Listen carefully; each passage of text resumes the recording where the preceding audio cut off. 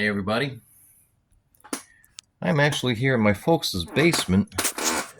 I think I've told you that they live pretty close by to me. And by the way, I have got my second to last session IPA from Appalachian getting open right now. These were on a fire sale this spring. I don't even want to tell you how many 6-packs I bought, but they were $5 a piece. So I kind of snatched them up. And well, it's not like I'm not going to go there again soon, but I'm kind of surprised that they lasted this long. Anyways, this is a fairly short video. We'll see. I always say that probably. And I want to show you two things. First of all, in the notes to my last video that I just posted on Monacacy, I told you that my pop was a Lincoln biographer. Well, I am sure these are not all his books, but here's a little snapshot of a few of his books on Lincoln. And as you can see, these all aren't on the Civil War. These are all just on Lincoln. And I swear he has at least twice this many just on Lincoln, let alone other stuff.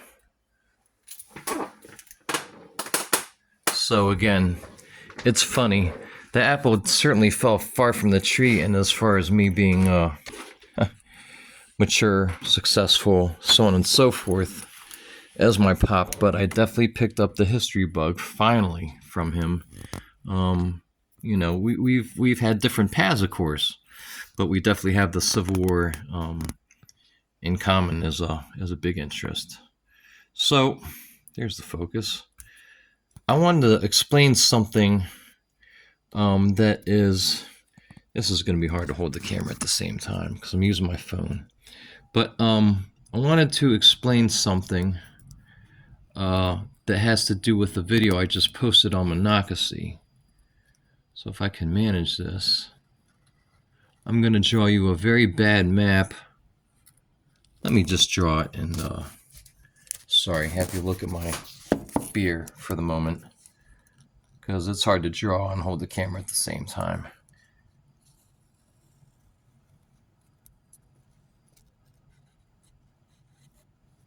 Oh, geez, this is, not turning out well. All right, well, here's Virginia. Take it or leave it. I mean, that's pretty awful, right? But let's say this is Richmond, the capital. All right. Of course, as we know, just south of it, and that's too far south, actually, but just south of Richmond is Petersburg. And in 1864, that's where Grant has everybody holed up. And this all relates to the Battle of Monocacy. I'm going to put the Appomattox Courthouse, Appomattox right around here. All right. And just west of Appomattox, we have a town called, get this, Lynchburg. Not the only Lynchburg in the South or the States. Just happens to be part of my last name. But there's Richmond, Petersburg, Appomattox, and Lynchburg. All right. So the Battle of Monocacy actually begins here in Virginia because, sorry, losing you for a sec.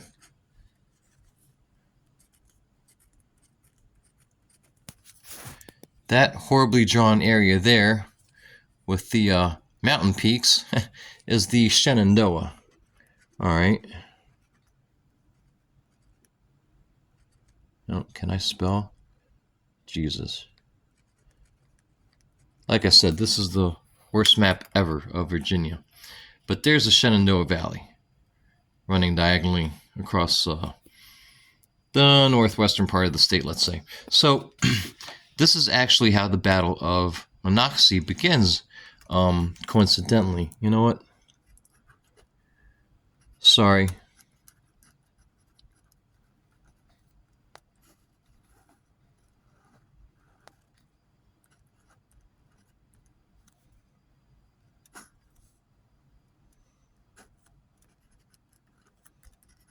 Sorry. Okay. So up to the north in Virginia, of course, we have the city of Alexandria. Arlington would actually be right over here. We have the District of Columbia. And then on both the northwest and northeast side of the city, we have Maryland. And Central Maryland and Monacacy would be just up here. Okay. So the Battle of Monacacy, Maryland, actually taking place again in Central Maryland, near Frederick, actually begins in Virginia because in the Shenandoah, we have a Union commander by the name of Hunter Davis, I believe. Hunter Davis has been tasked with tearing it up through the Shenandoah, and this was one of the more egregious parts of the Civil War when things got kind of nasty. The Union resorted to what they call there are different terms of it, but full-scale war. In other words, we're going to take the war outside of the battlefield a little bit and do everything we possibly can to cripple the enemy, even if it means interfering somewhat in civilian affairs or areas. Granted, the Shenandoah isn't a highly densely populated area, such as the capital or other major cities, but it still has a population living in there. And Hunter Davis is ripping and roaring, presumably from the north, working his way down south, tearing stuff up, primarily, as you can imagine, railroad lines and telegraph lines. So he nears the end of his course, and he's done a fair amount of damage, as well as to people's homes and crops and so on and so forth, i.e. the civilian infractions. But Jubal Early is eventually dispatched by Lee to counter the threat. And Lee's first orders, of course, are to see if he can arrest Hunter Davis, at the least. In the better case scenario, defeat and vanquish Davis. And in the utmost scenario, in the most optimal scenario possible, get rid of Davis somehow or the other, and then proceed northward up the valley and start to threaten Washington, D.C. via Maryland. And let's draw, sorry, this isn't quite accurate, but the Potomac, of course, kind of separates the states, runs through the District of Columbia somewhat. So the dark line I just drew is the Potomac River, and let's just say that the arrow that I just drew is more or less where Harper's Ferry would be. Okay, just to round things out. This is a bad map, and I'm sorry. But so, again, Hunter Davis is now down towards the lower portion of the Shenandoah Valley. So Jubal Early is dispatched by Lee. And the really, really fun part of the story is Early is obviously heading in a westward direction, right? That's a bad arrow. Early is heading in the direction of the arrow, but he doesn't actually end up in Appomattox. He actually ends up in Lynchburg, okay? And that is very, very close at that point to where Hunter Davis is. The really, really fun part of the story of how the battle at Monacacy in Maryland began is this prelude here, where Early does get very, very close to reaching Hunter Davis and his men. However, once he reaches Lynchburg, he has an ingenious plan.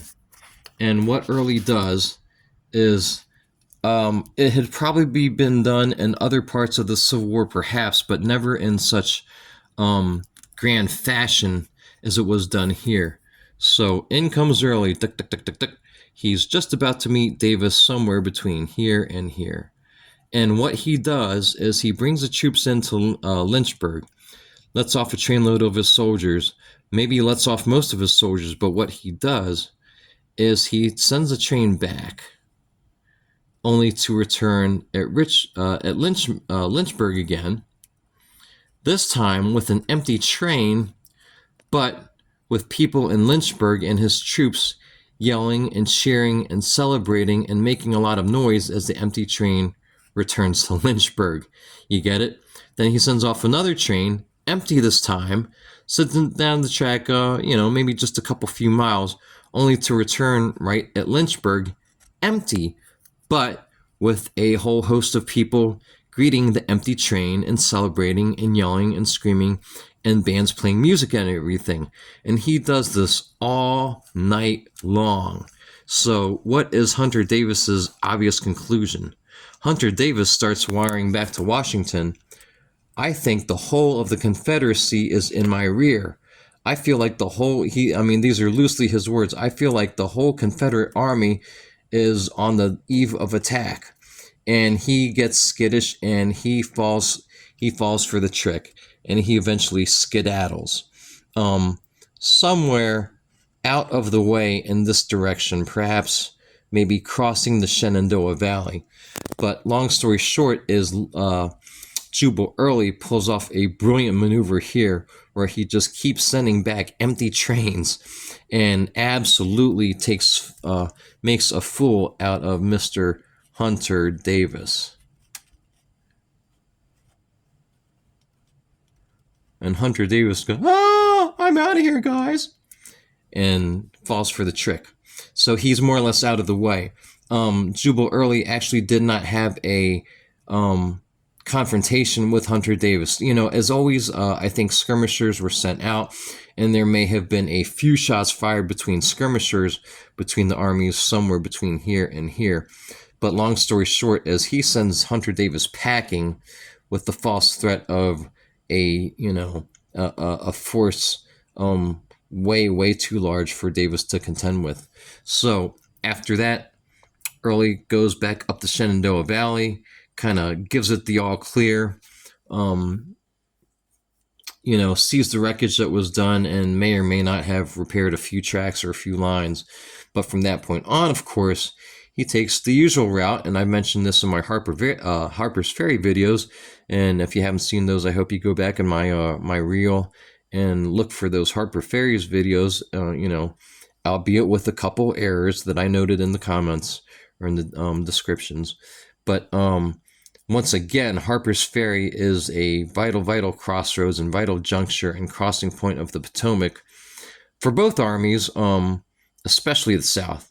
And he crosses Harper's Ferry from that point on, and his, again, per instructions, in the best of circumstances, and these proved to be the best of circumstances via his sneaky little trick down here, he is able to clear the Shenandoah, proceed all the way up through Maryland, and finally take the fight up to Monacacy, being just outside of Frederick, Maryland, and then threaten the capital by marching the last 40 miles or so from Frederick, Maryland into downtown, or again, just kind of arriving at the doorsteps of DC and doing some posturing and some light damage before having to finally scurry and leave and head back down exactly the same route that he came, because again, of the amazing and brave Lew Wallace, who stymied his advance just long enough where he lost too much time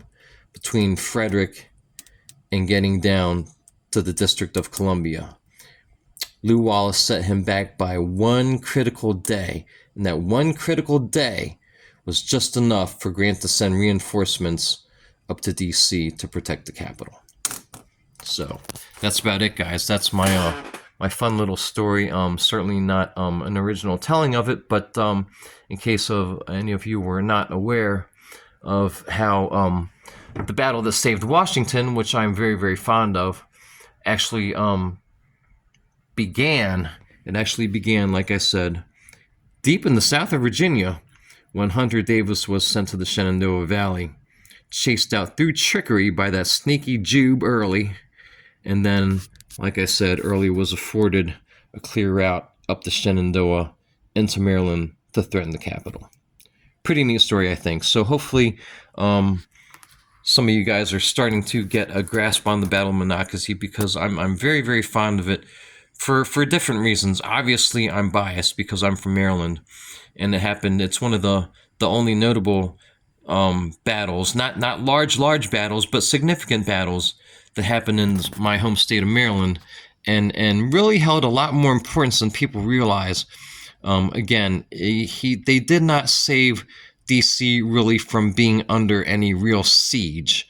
The troops would be there soon enough, but without that critical day, Early certainly would have started to make a mess, lit a few things on fire, caused a bit more damage than he did, got further into the Capitol and perhaps even downtown, closing in on the White House, where, in that case, Lincoln would have obviously been evacuated, but it were these political moves again, which would have really set back the Union, which would really have dampened Lincoln's reelection hopes, perhaps to a degree, and also perhaps started to turn the tide even more in the North against the war and rallied, anti-war sentiment, which was at that point growing. As we know, there were around the North in certain areas at that point, anti-draft riots and so on and so forth. And people were getting sick of the war. And Robert E. Lee, being as astute in politics as he was as in military maneuvers, he understood this very well, and that was the whole point of threatening D.C. He did not mean to take D.C. and hold it. He meant to hopefully dash Lincoln's reelection hopes and to further perpetuate anti-war sentiment in the North. And those things probably would have worsened if not for the brave actions of Lew Wallace and company. Really, really a neat war. I hope some of you guys take a little more interest in this and watch some more and better videos on the Battle of Monacacy than the ones that I've given you, and perhaps do some further reading and further learning on the battle that saved Washington, because I think it was one of the neatest small battles of the entire Civil War, and commanded an incredible amount of bravery from Wallace, from Ricketts, and from their Lieutenant George Davis. An extraordinary amount of bravery that these men showed at the Battle of Monocacy. So that's it, guys. Till the next one.